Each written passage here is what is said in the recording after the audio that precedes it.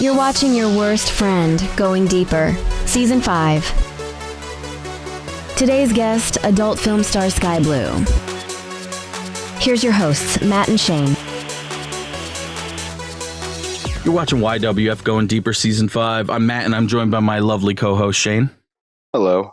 Go to yourworstfriend.com to see all of our other interviews and follow us on social media at WorstFriendCast. Today, ladies and gentlemen, we got a model with us.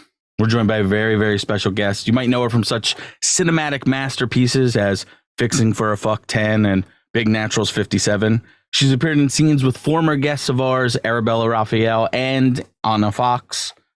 You can find her on Twitter and OnlyFans at Skye Blue Wants You, and on Instagram at what I imagine is a direct message to Mark Zuckerberg, Skye Blue Hates You. For links to everything, you can check out the episode description below or head over to skyblueofficial.com. Ladies and gentlemen, join us in welcoming to the show the sexy, the sweet Miss Skye Blue. Skye, thank you very much for coming on with us today. Oh, thank you. I'm excited to be here. So did you have matching social media until they booted you off of Instagram? Oh my God, yes. Everything was the same. I think this is like my 8th Instagram account now. So I had to think of something, and Hates Me was, yes, very much so personal vendetta towards Zuck. It's amazing. I can find a murder video in my timeline within 5 minutes. You show a little too much cleavage, and we need to get that the fuck out of here. Okay, because it's ruining children. Now, this video, this man getting shot in the head, we get that. That's educational. You showing just a little bit of cleavage, out. Isn't it ridiculous how social media treats... Now, there's... Okay, let me pause myself midway through it. There's got to be a line, but I think what they consider the line, like... I also don't want my kid on Instagram, like going through your stories and you're fucking double dildoing down your throat with another girl while you're both topless. Let's save that for OnlyFans. But don't you think there should be either a more definitive line on social media, or that they need to, you know, say what they allow and don't allow, or just stop allowing it altogether, I guess. I don't know. I mean, I think there definitely needs to be like a strict, very much there line. I just find it crazy that there's like a blurred line for so many people, and then adult stars, it's like no line altogether. You're just booted off. I feel like you just need to be a little bit more equal on things like that. Like Miley Cyrus or Kendall Jenner can like show full boob, and yet like I can't post a picture in a bikini. Very strange. The crazy thing is, I think it does depend on. You're going to get dinged for all these things going up. And then once you pass a threshold where you're making them too much money because you have too many followers, then, like, I won't name them specifically, but there's a couple big name porn stars as well who I feel like get away with more than the people with 200,000 followers because they have 3, 4, 5 million followers. And it just... You know, we want to live in this world of fairness and let's be fair and this and that. And you can see it in every aspect, regardless of what people are like throwing out there about. Like, I think of Mark Zuckerberg and I think of a guy who preaches about let's all be fair and let's be friends and let's connect and this and that. Except you're a sex worker. Eat shit. Get out of here. You know, murder videos. OK, though. We're going to allow those. I don't know. I jumped off of my direction here because I do find it as a cute little shot for you. And when that one gets banned too, I'm sure you'll come up with another good idea for a username. Right. We'll have another really Zuck hating wonderful. So let's start like we normally start, even though we're X amount of minutes in. How did you initially get into the industry? Let's just give our listeners an overview on that. Mm-hmm. I was working at a Dunkin' Donuts, and one of my coworkers asked me if I wanted to make $1,000 in a night. Like, fuck yeah, of course. I make $600 every 2 weeks. It sounds amazing. I was living in Florida, and the bare minimum at the time was like $7. So, I got into camming, and it was really nice for a while. And I moved to New York at 18 later on that year. And I got signed with a modeling agency. And I was still camming at the time because modeling didn't really pay all too well. I mean, like, you hit a campaign, you're good for like maybe 6 months. But So I broke my morality clause within 6 months of it because obviously they found me. I had blue hair at the time, hence the name. So it wasn't that hard. I should have been a little smarter, but I was 18. So, but because of that, I started modeling even more. I got noticed by Playboy, which led me into doing Playboy Plus, a bunch of other things. And from there, just kind of jump started into just full on mainstream porn. Sure. So is Playboy Plus, is that anything hardcore, or are we talking just softcore stuff or just pictorials, or? It's pretty much just softcore, stripping down, very, very low on the hardcore list. Sure. What was your first boy girl scene like, and was it a boy girl that you started with, like in terms of another person? And I'm talking more once we get into the hardcore side of this. And what kind of anxiety or fear did you have going into that? You're going from, a girl getting a Boston cream donut for the guy that's working up the street to, okay, now this guy's gonna fuck you. You just Boston met him 20 minutes ago. Yeah, Boston cream pie. Thank you. There's the joke. You nailed it. What is that feeling going into that? Did you feel anxiety? Did you feel like, oh shit, were you already reserved in terms of this is going to stick with me forever? I kind of knew that it was going to stick with me forever because the first company that I ever shot with for a porn company was actually Blacked for Vixen. So you imagine how insanely nervous I was. They paired me with Joslyn Love for my first one, and I was just like, holy shit, like, I'm gonna get destroyed. This is insane. I had no idea what I was doing, like, in terms of filming wise. I just knew, like, hey, I've been around the sex club scene in New York for, like, ages. I might as well go ahead and get paid for what I do every weekend. So I wasn't, like, afraid of per se the act, but like being there in a room full of 20 people, because Vixen sets were huge before COVID, seeing Jason come in maybe 3 hours after I was done with like photos and stuff and just being like, oh, he just walked in with his 12-incher just hanging out right there. Great. And I had Laurent for my director, and it's this very angry French man, and he's just screaming at me like, more passion, like, take his cock, say this, say that. And I'm just like, oh, shit. And I mean, it's wound up to be one of my like fan favorite videos, because I think like the nervousness and the just not knowing what to do really shows in the video, but people seem to really love that, as opposed to like a very seasoned person. I just came off as more reserved, almost like getting broken in, I guess. Yeah. So I've seen a lot of the stuff you've done, and you've posted on your Twitter and this and that, and you just said it. I mean, the two companies, excuse me, you're working for right off the bat are Playboy and then Blacked, which the Vixen stuff, I mean, talk about perfection in lighting and color correction and everything else they do. Have you spoiled yourself to an extent, or has it always kind of been like, are you an artist? Did you see this as the way it's going? Because there's personal preference. I like a nice video where, there's a girl and multiple guys and you hear Metallica playing in the background and you go, oh, that wasn't cleared by anybody. There's the rights to one aren't, cleared by this company. So I like a little grittier, a little grimier. We are never going to see you on those sites, I assume, because again, the first thing she ever had was filet mignon. Like, why are you going to go back down to a chuck steak? Right. Yeah, I don't know. I mean, starting off with modeling and stuff like that, I saw all of the stuff that Vixen was doing, and I was just like, shit, oh, that's what I want. If I'm going to do something, I want to do it right, and I want it to be like that level of like beautiful. But it did really like cut a lot of things off for me, because I would go on other sets that were a little bit less professional, I guess, and I was just like, oh, I don't know if I like this. I kind of like being a princess. Sure. Right. Sure. We spoke to Catherine Knight earlier this season, or later this season. We haven't set the release date yet, but Listeners will eventually hear it. And same way, it's like if I'm making something that I want to put out there, I'm doing my makeup, I'm looking as good as I can, I want to be represented on film or in video, whatever it is, in the best possible way. So why would I want to shoot something dirty and grimy? Is there anything, though, maybe act wise or anything else that you think could pause? Let's take a step back. How have you cultivated your brand? Are you beautiful, shiny all the time, model?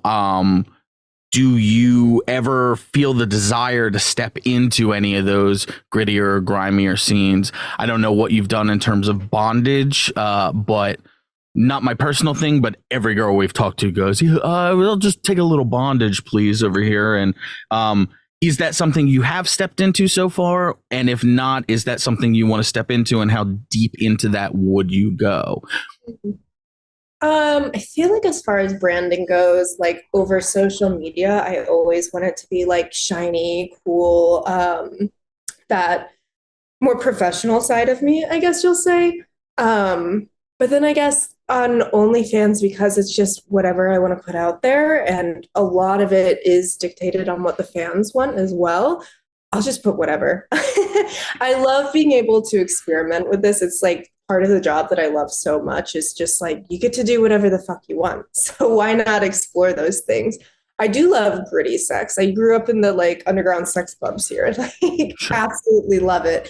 Do I want that plastered all over my Instagram and Twitter? Probably not, but it doesn't mean that I don't like doing it nonetheless. So I feel like if you want to see that side of me, like that's what's getting paywall. Sure. Being able to see like very amateur, very like rough, nitty gritty things. And I feel like a lot of people love that on OnlyFans anyway. I could put like the most beautiful picture in the world up there and be like, I was on set, like people, like we had a team of 5, it was creative directed, and people will be like, I just really like that selfie of your asshole.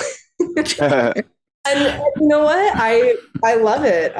It actually works out pretty well sometimes because most people on Instagram don't realize that I've done porn or that I am a porn star until they're like, oh shit. Sure. They'll see something randomly like on a story and they're like, oh, she has an OnlyFans. Sure. Oh, wow, she's posting with Slade and Vixen. So it's kind of fun having that duality in it. I do have to say I love bondage. I've worked with Maurice Laws a lot. Yeah. Of course, you're a woman. Yes. Every woman we've talked to, even the most vanilla women in my normal life go like, yeah, I mean, I guess bondage would be something I'd think. Have you considered that? Have you considered being tied up? I apologize for interrupting you there. Every interview we've done there. Yes. So tell us about your bondage fetish. I feel like bondage is like the easiest way to like your toes into stuff, especially if you're working with somebody that like ties all the time. Like you don't want to go 0 to 100 like you're on kink.com. You want to ease yourself into it. So I feel like ties, like harnesses or like even suspension is a really great way to get into it before you start like beating the shit out of someone as adding on to it. But it can also be really pretty. I think girls love that because just like the ties themselves like can be photographed really beautifully. True. It doesn't have to be super painful. You can go at your own pace. I find it really fun. And I love working with women that like tie professionally. It's just always so nice being taken care of. I don't know. There's something so beautiful about just like floating in the air. Like how often do you ever get to do that? Just in my dreams, Right. when I'm flying through the sky every night looking for my dad. So apologies.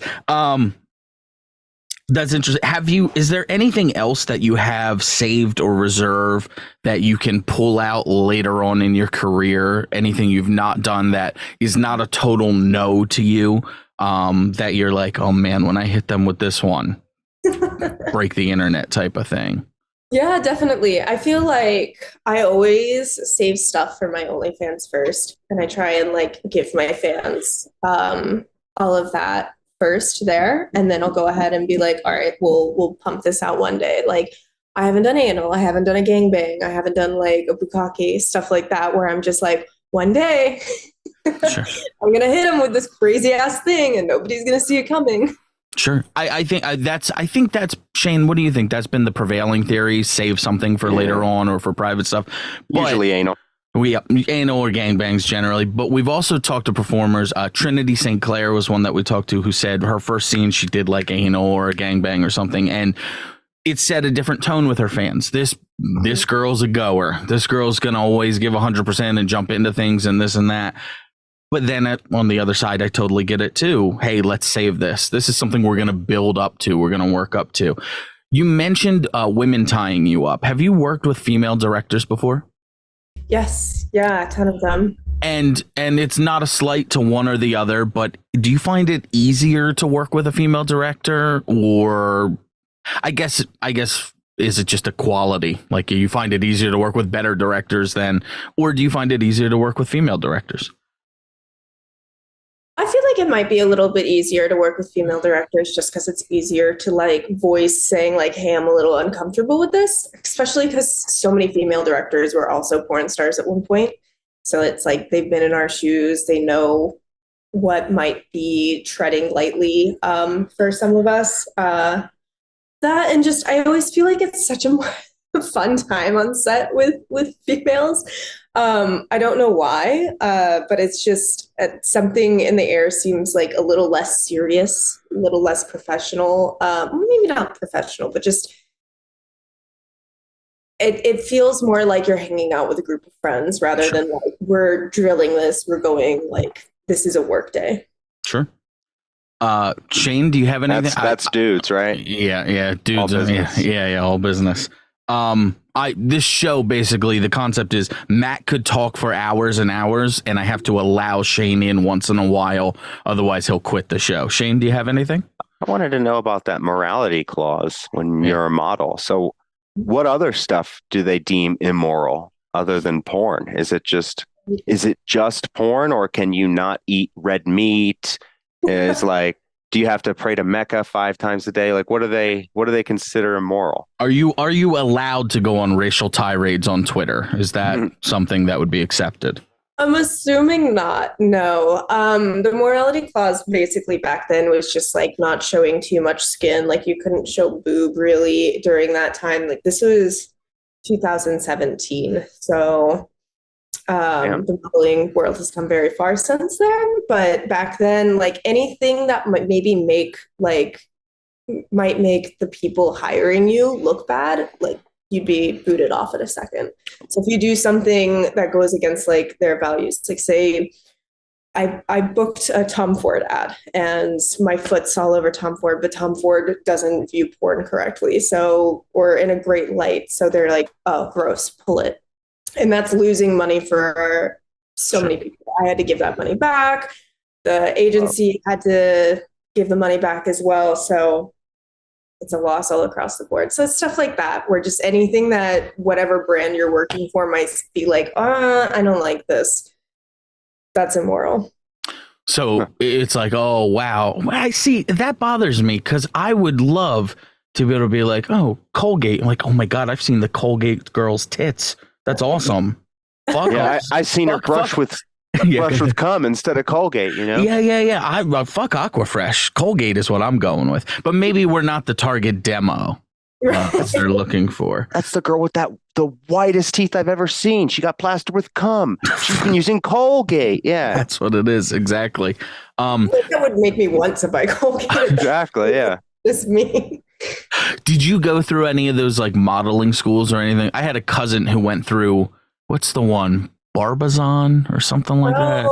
No, I heard of those. We went to one that was much younger, but my mom didn't want to shell out like $3,000. Sure. Modeling school. So, valid, very valid. I think most of those are just like Ponzi schemes, but sure. No, I just got scouted. I was trying to apply for a bartending job out here, and the guy's father somehow owned one of these modeling agencies and was like, you should just go apply there instead. I was like, sick, got it. How tall are you?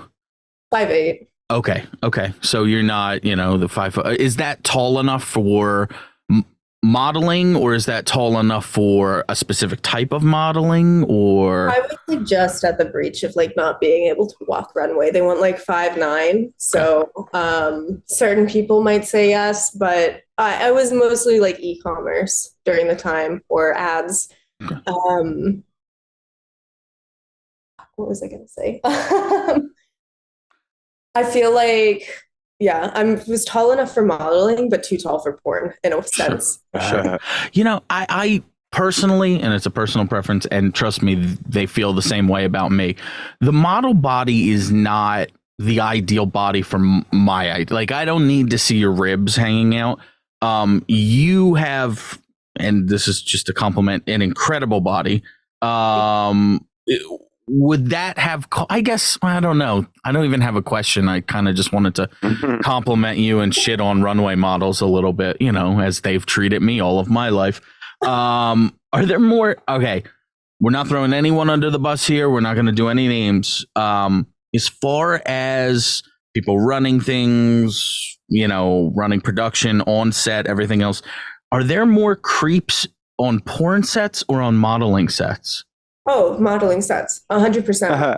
These on porn sets, people know how to ask for sex. Like, just straight out, please just tell me. Just be like, hey, you want to fuck? And I'll be like, yeah or no. Like, in the modeling world, it's so much more covert. Like, they go around it in such weird like ways. And just the photographers have always been such skeezes. I remember one of my gigs,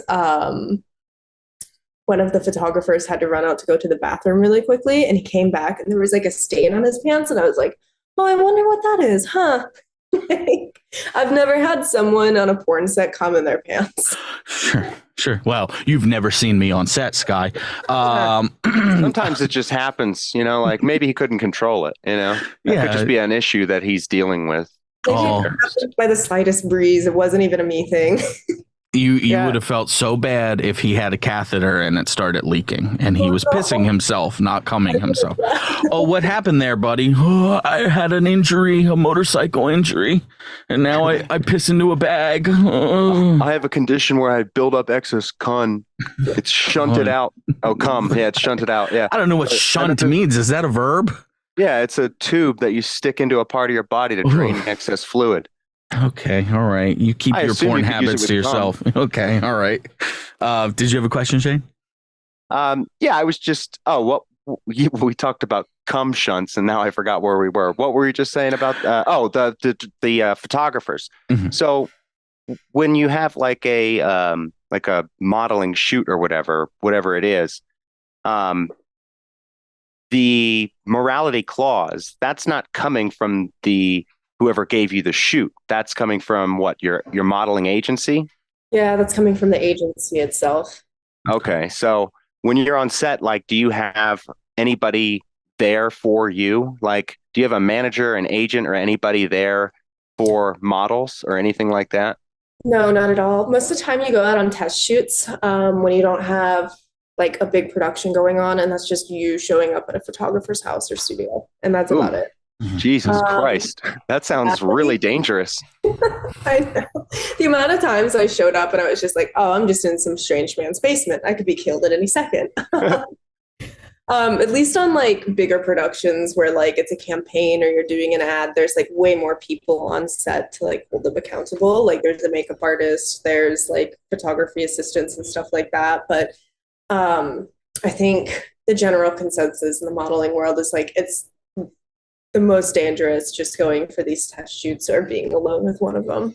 How fucked is modeling that Skye showed up to the black set, Jason Love with a fucking organ rearranging dick, and she goes, finally, safety. Yeah, right. Finally. I'm in good arms. So the you don't have to throw anybody under the bus, but the modeling directors, photographers, anything, did anybody ever slip anything in your drink, or did you ever wake up anywhere? What was the risk? Photos? Yeah, what was the riskiest situation you ever put in those things?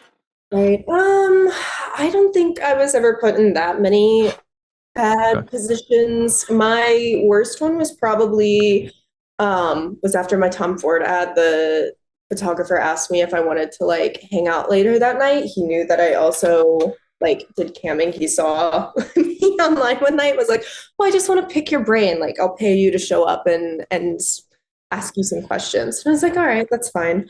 I don't know how it happened. We wound up like in a very strange rave, and he was just feeding me lines of ketamine, which I thought was just coke at the time, because it was very, very new ketamine. Like, I hadn't never heard of it before at that time, like 6-7 years ago. Oh God, no, I think this was maybe 8-9 years ago now. Jesus. But yeah, no, I woke up in his apartment and I was like, wow, well, isn't this a twist? Ooh. Well, did you at least have fun? I heard ketamine's crazy. I mean, from what I remember that night, I was a blast. Okay. And Fair trade. Well, you know what? I did get paid in the end. If he had met me several years later, that rate would have been skyrocketed. Sure. He got the steal. Sure, he got the early bird discount. That's good. What a business mindset, huh? Sure. Excellent. And those are, you know, you have a seems pause. You seem to have a very smart business mindset. You're good at building brands. You understand all of this.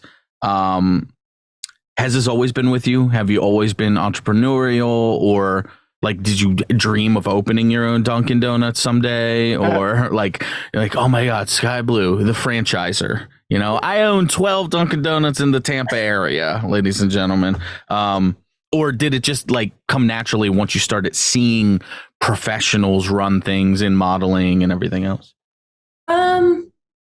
So I went to school for business, and I came out with a business degree, which I think has helped me a lot in all of this. I graduated high school with my AA, and then it was a quick 2 years of just doing whatever. I had initially went in for accounting, and then I realized I was dyslexic, and I was like, fuck, this is not going to work out. I was just going to be like an average Joe Blow actual accountant, not just the funny meme. And I don't know. At some point, I was just like, fuck all of this. I don't even want to use my degree. And then I realized really quickly that it came in hand way more than I thought it would.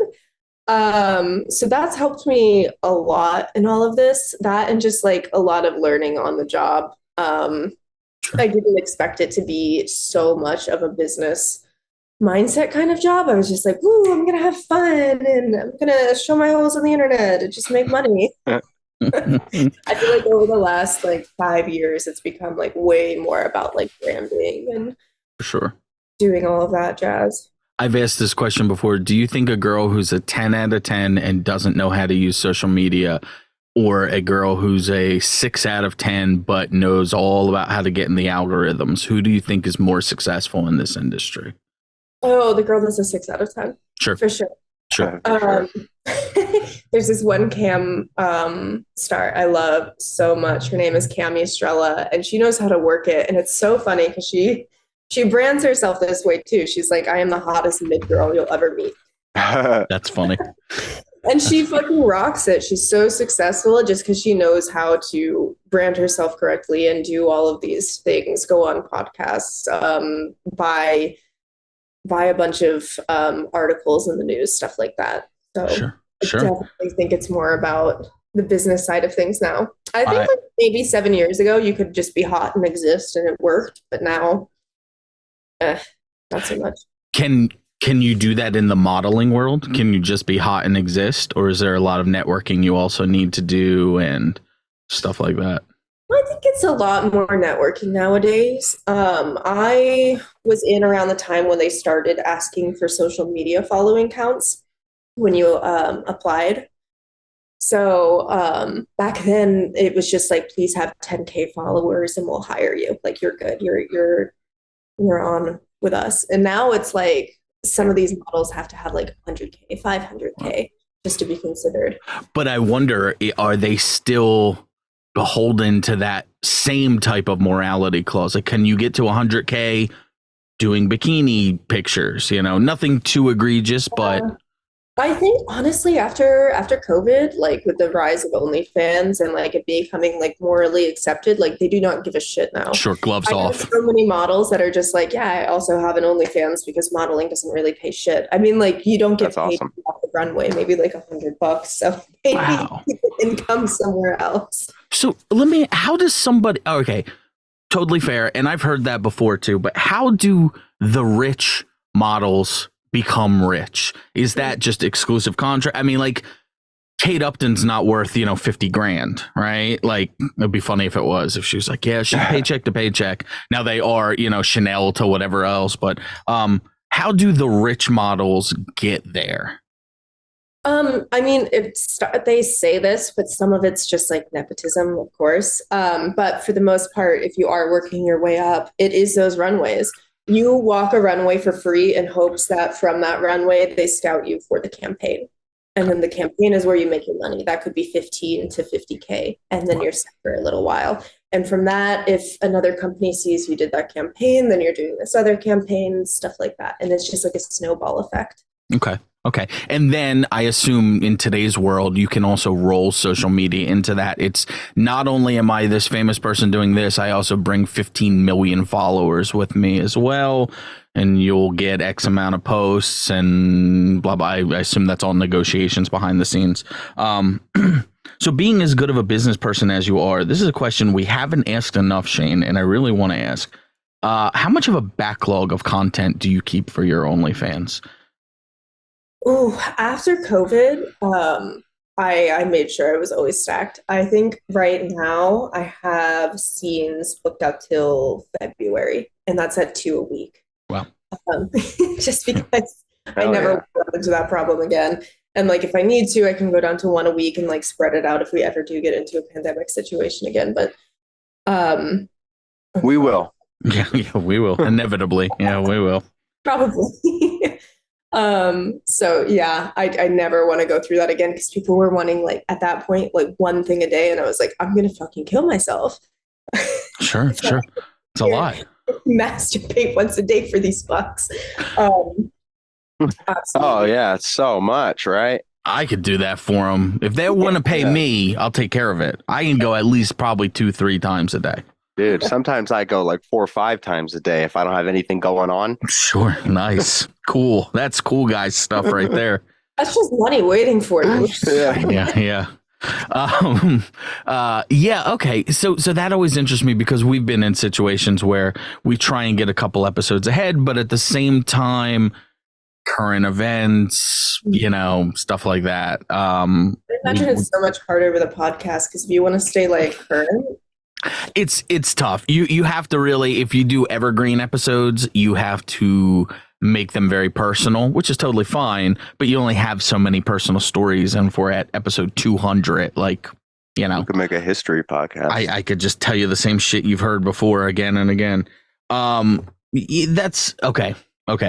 Let me, now that we've talked all this business stuff, let's bring in some more of the creeps who are watching this while they're rubbing their pants. What was your first experience with a woman? Oh my goodness. I was 16 and I was dating my coworker at Dunkin' Donuts. I was there for quite a while, up until 18. Sure. But yeah, it was very cute. She was a little bit more on the masculine side, like very skater boy, and it was just a very adorable relationship. Yeah. And then from there, it was just as soon as I hit the New York City club scene, I was like central. Where did you say this already? Are you originally from Florida, did you say? No? Mm-hmm. Okay. So you've really done a 180 from the reputation that Florida has nowadays. My favorite story in the world is I was at this sex club called Sanctum. It's like really insane. Like some people pay $10K just to get in. I knew the owner and I used to work it, so I was just there. And this guy comes up and we were talking and he goes, "Oh, you're from Florida. Wow, you speak so eloquently," from someone from there. And I was like, is that a compliment? It's insulting, yeah. It's yeah. It's real tough. I think to do that, we know my wife and I know some people from Florida, and it's just like, I love you guys, but it's a lot. Okay. No, I understand. There's meth heads on the beach running around. Like, we used to go into the back of the apartment complex and like go into the ponds and catch alligators, like real that's all stuff. And like, it's all just fun and games there. Sure. Whatever. That's fine. So are you in New York now? Is that your primary base or? Yes. Okay. I'm Jersey. So we used to go up to New York every weekend before the pandemic and just, walk around the city and whatever else. How is New York right now? I mean, there's a lot of news reports. There's a lot of echo chambers that tell you, no, it's great. Look, there's a park behind me. Cut quick. And then there's videos of like a guy walking down the street with a butcher knife in his underwear. And you're like, oh, that guy's scary. I don't want to be around that guy. How is New York right now? I mean, I think it's completely safe. I feel like in a city of 8 million people, there's always going to be shit like that. Like, I could be in LA right now and it'd be the same story. I used to live in downtown LA, and like every single day, like, via the Citizen app, it was like, man stabs woman with spoon, and you're like, holy shit, just 300 feet away from you. Wow. Where do they keep finding these sharp spoons? What the fuck? Maybe it was a spork and it was a misprint. Yeah, that's probably what it was. Yeah. So I think shit like that happens all the time around here. It's just like with so many people, it's bound to happen. But from my experience, like, I haven't seen anything bad happen in a while. I mean, I've been in Madison Square Garden and like almost gotten punched by a homeless woman before, but like, it's not like it's a regular occurrence. It's not every day. Sure. That same woman's just following you every day. I'm going to punch that bitch right in her face. You're like, ma'am, you've shit yourself. You need to address that first. You know what? Just stay out of Philly. Philly is, being a Jersey guy, I'm an hour and a half from New York. I'm about 45 minutes from Philly. Philly is, in fact, a shithole. Do not go there. I had a layover there where I got stuck there for 2 days just because we just kept having our flight get canceled. And I think it was like the worst time I've ever had. It's not great. It's not great. Your look, obviously very beautiful, very traditional in a sense, but also the hand tattoos. Any other tattoos anywhere on you? Now, I feel like I've done a pretty good job of inspecting. That was research, if anyone asks. But any other tattoos anywhere on you? So I have one on my side, okay. Half of a moon, which is for my zodiac sign of Cancer. And then I have one on my ankle. That was an ode to tourists back when I lived in Key West. It's a little palm tree that says, wish you weren't here. Okay. All right. That's funny. Shane has a hand tattoo. Both of you. How bad do those things hurt? Oh, God. Not as bad as I thought.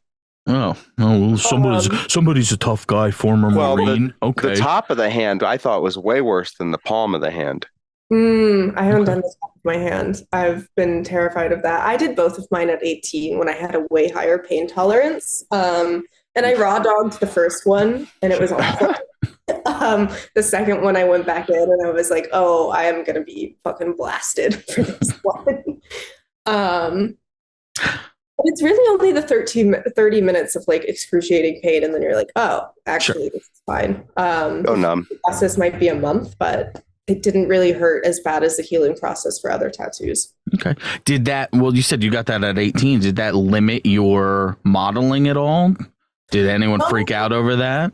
I mean, mine are in such like crazy places that like people don't really notice them, like especially the palms of the hand. So like if I just keep my hands down, nobody ever sees them. I mean, obviously even having one tattoo limits you from some things, but so long as like it's not very like visible in just a normal photo, you're fine. What okay, let me ask you the difference between the two. Photoshop. Okay. All right. I got a couple questions here. I'm sorting them out in my own brain, which is like the 405 in LA, just constantly backed up in traffic. Modeling to porn, who photoshops stills more? Porn, 100%. Really? Okay. It's not as noticeable in modeling. I feel like their retouching is like very focused on like skin, and you can still see pores, like very high level stuff. I think one of my Playboy Plus sets, I couldn't even see my clit anymore. I was like, damn, they just like fucking this Wow. shit over. Sure. Yeah, smooth it out. Yeah. Make it like a Barbie. It was just like a line. And I was like, I don't think it looks like that. Well, I mean, the guy that's like kind of the like, what is it? The not the stereotype, but that's like I saw an article once where it was like, no, ladies, your vagina doesn't look weird. And here's all the different types of labias, and yours is normal. And like the one at the top, it was like, this is the vagina that everybody thinks that they should have, but that's just because porn made them think they should have it. Mm-hmm. And maybe they're just like, they just have like a stock photo cache of pussies, you know, and they just swap them out for each model. Just Photoshop it right in there. Yeah. All right, I want to do something real quick. You have a what is the term, Shane? I'm not good with words. I'm from Florida. Fervent fan base? I don't know. I don't know what that means. I don't know either. You got a lot of real good fans on Reddit. They are really, really love you on Reddit. And I went into the subreddit dedicated specifically to you. I said, I'll be doing this interview. Does anybody have any questions? So if it's okay, I'd like to go into our segment, Ask a Porn Star. Oh, cute. Yes. That's where the sounder's going to come in during editing. It's going to be like, oh, it's sick. Oh, it's a cool graphic. Anyway, so let me go into a few of these questions here from your biggest fans. Ask a Porn Star. Presented by Your Worst Friend Going Deeper. From Own Arrival 6899, do you prefer a cut or an uncut dick? I think uncut. There's something about it's like less friction when it slides in and out. I'm assuming just because of the foreskin sliding, that it just feels so much better. I feel like I don't have to use lube as much. Sure. Own Arrival 6899. I do appreciate the question very much. What's fun about Reddit is you can click on them and look at people's search or like post history. He comments on every Only Girls thing. Do you like a cut or an uncut dick?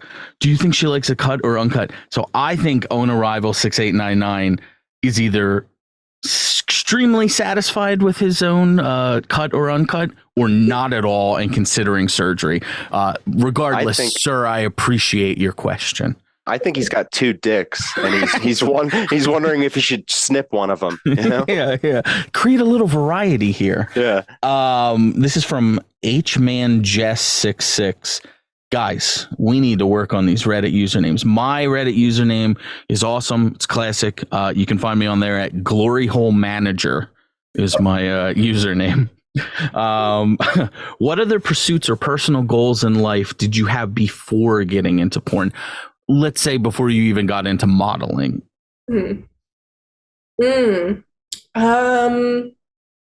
God, that's a tough one because I don't really remember all too much during that time. I think it was more so along the lines of wanting to do stuff in fashion. I know I did, like I moved to New York because I wanted to go to FIT, the Fashion Institute. And I just didn't have enough credits to do 2 years instead of 4. And I was like, there's no way I'm paying for college again for that many years. So I really always wanted to do something in the fashion world, and I feel like that translated into modeling. Sure. So I feel like it was just all the same lump sum of the thing. Okay. This is from Blank Theorem. Do you still enjoy personal recreational sex as such a famous and stunning porn star like yourself? P.S. If you choose my question, either one, there was another one. It wasn't that good of a question, Blank Theorem. If you choose my question, either one, please let Skye know that I literally love her so much and respect her as a beautiful person and actress.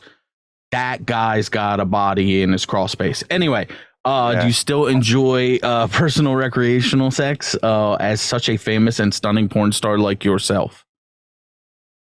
Yes, of course I still love Imagine if she fucking hated it. She was just like, no, dude, I don't like sex at all. I'm asexual in real life. She's like, one time a guy tried to hold my fucking hand and I lost it on him. Okay, there's a video on 4chan about it. We keep a bucket on set so I can barf after I'm done taking a dick. Yeah, hot girl loses mind. Was posted on a subreddit somewhere. Okay, all right. Has it? Let's ask this: in your personal life, is it as crazy as it can become on set, or are you more tame? Is it more about like emotion and whatever else? Oh, way more tame. I feel like I'm a pillow princess in my real life. Like, I want to be taken care of. And then on the porn side, as they're just like, I need you to do 72 different positions, hold this one for 7. And I'm just, at the end of the day, I'm like, I don't ever want to fuck like this again. Please let me go home and just be a missionary. Here is a question from Legal Television 3753. I don't know the validity of this, but maybe you can, let us know if it's true. Why does she rarely do porn for studios? Studio porn is better than homemade porn on OnlyFans. Hey, Legal Television, that's not what the numbers say, but that's fine. What we've learned from talking to a lot of these professional girls is it used to be back in the early 2000s, late 90s. It was like, man, I need to get a scene. I got to get a scene to get paid. Nowadays, it feels like I got to get a scene so I can boost my OnlyFans an extra 10% this month. Are you of that same type of mindset as well? Or do you really like being on set for a big professional studio? I did love being on set at first. I feel like as OnlyFans grew, it just kind of became a thing where I was just like, well, I'm only getting paid so much, maybe like 1% of what they're going to make off of this film for the rest of its life. Like every scene for a major studio in its lifespan should make about $200K. Sure. Like, why am I only making $2,000 of this? Right. And I love working for studios. It's always really fun, but I don't know. I started in content and I got into porn because I was like, all right, let me go and get more fans so that I can push my own content even more. So, starting with that, it's always been that kind of mindset. 2 more questions for you here. This is also from Legal Television 3753. If this guy's not signed up for your OnlyFans, like, what are you doing, bud? Go out there. He might just be a Pornhub watcher, and he's just like, I need more. That's fair. You know what? Hey, it's not meant to satiate you. Those tube sites, they're meant to drag you in and have you pay for something. Don't be cheap. Otherwise, you just watch the same 2 scenes again and again. That's what you get. That's what you get if you're going to be cheap. Okay. Yeah, you got to find a nice gal to support. Yeah. And why wouldn't it be Skye Blue? Again, links to everything in the episode description, and we'll plug it again at the end of the show here. But what about JAV scenes in the future? I had to ask for clarification. I said, JAV, what the fuck is that? To which Legal Television let me know, Japanese adult video. Some USA and Europe actress. Oh God, this guy stinks. Some USA and European. I'm just kidding. Legal Television, you rule. Some USA and European actresses make scenes for Japanese studios. What Skye Blue thinking about making scene in Japan for a Japanese studio? Would you ever shoot for any kind of overseas studios or anything like that? Tentacle porn. I know some of the more rough things happen in Prague, from what I've put together. But would you ever shoot for any kind of overseas studios? I have before. I've worked for sex art out in Prague. I spent a year out in Europe, and I flew back to LA for my first scene, and they all thought that I was French. You kind of a French look. I don't see any hair under her arms. Classy. You can't smell me, but it's good. I was going to say that I can't smell her through my mic. There you go. Okay, so you're open to it as long as the scene fits what you're interested in, right? Yeah, I've always wanted to go over to Japan. I just feel like the timing did not hit really well. I started in 2018, and after a year, it was just like pandemic, so everything was closed. But I feel like going over to Japan would be super fun. Okay. Last question here from the fans. This is from Lord PH8. Ladies and gentlemen, not ladies and gentlemen, dudes, get your dicks ready, because when she answers this one, you're gonna cream. What's your favorite?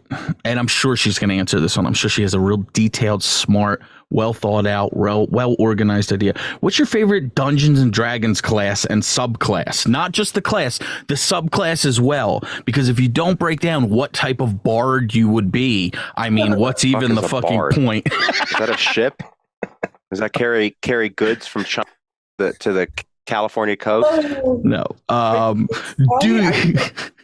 Do you have a specific Dungeons and Dragons class and subclass?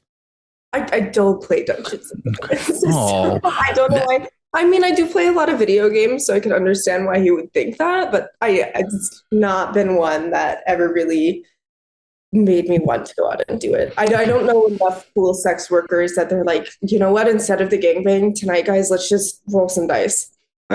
That's typical druid behavior from Skye Blue here. Maybe I mean, they could make like a banging version of Dungeons and Dragons, like dildos and donuts, because the originator is Skye Blue, the donut queen. But the you could roll the dice, and every time, instead of like fighting a mage against a dwarf or something, like someone puts like a fist in a different body part. We're gonna roll for how much you're going to come right now. Oh, yeah. The one. Oh, I rolled a 20. I'm dehydrated now. That's Shane. Typical barbarian behavior from Shane, and I'm just your standard rogue over here. I don't know, dude. I'm looking at this website. They don't even have the sub. Listen, what's a subclass? That must be some fucking you must have to actually know the game to know what a subclass is. Yeah, dude, I'm not diving into this shit. Yeah. I make funny jokes and talk to porn stars. What do you want from me? I don't know shit about paladins or druids or fighters and shit. Lord PH8, she's definitely fuck off. Okay, no, these are fans. Okay, I would say she's probably a druid, and the idea behind a druid is a priest of the old faith, or priestess, I assume, wielding the powers of nature and adopting animal forms. Would that fit you? Cute. Yeah. There you go. Yeah, she's a total druid. Yeah, I could see it. All right, we are gonna wrap here. I'm sorry, what was that? What's the sub one though? Like she's just a horny druid. Yeah, she's super horny, super horny druid, wet druid. Yeah. Why, dude? I don't even know. She's a druid, folks. Okay, just get that through your thick heads, and try not to spill all over your knuckles. We are gonna wrap here in a second. Shane, do you have any final questions here for Skye? You like piss? I'm a piss girl. Yeah. Cool. Yeah, I keep a tally on all the people we interview. Like, yay or nay, who likes water sports? And one of the groups, they all get a new fan on their OnlyFans right after I get an answer. But the other ones, they get needles stuck through their voodoo doll. That's when Shane goes to his alternate Twitter account and goes, "This girl doesn't even like piss. I mean, I don't know what you want from me here." That one got banned, so I just burn an effigy now. That's good. Ladies and gentlemen, today we had on with us Skye Blue. You can find her on Twitter and OnlyFans. You know what we do. We always recommend go pay for your porn. You can find her on Twitter and OnlyFans at Skye Blue Wants You, and on Instagram at, again, nice little shot at Mark Zuck here, Skye Blue Hates You.